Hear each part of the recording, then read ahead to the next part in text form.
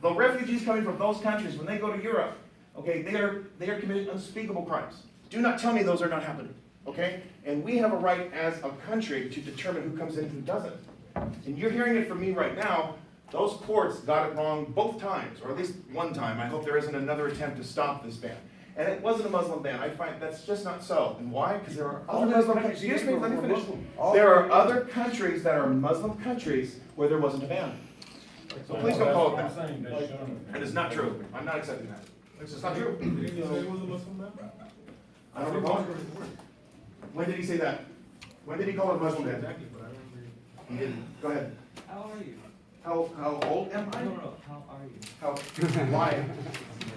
I'm happy, joyous, and free. I'm really glad. I told you there's some things that he's doing I don't like. I'm having more fun than I ever had before. I get to scream at congressmen, and I think I actually have an effect on it. I had an assemblyman who was mine, the first one in 22 years, and I actually could lobby a representative of mine in Sacramento who did most of what I wanted. Right now, I have a union puppet who doesn't listen to anybody. That's a real downer for me, and I don't know if we're going to get another Republican to replace him. So that makes me sad, but for the most part, I'm really glad to be here. I'm really glad to hash stuff out. You know, you have a right to have an opinion or to make a statement. I really appreciated your question because that's a big point of conflict.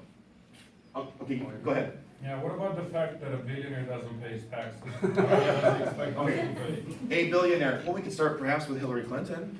I don't know We're talking about Trump. how did she get rich like that? We're not She's talking a about public Hillary official Clinton. and she was rich or leaving and she said she was dead broke. But Who who are you talking about? about?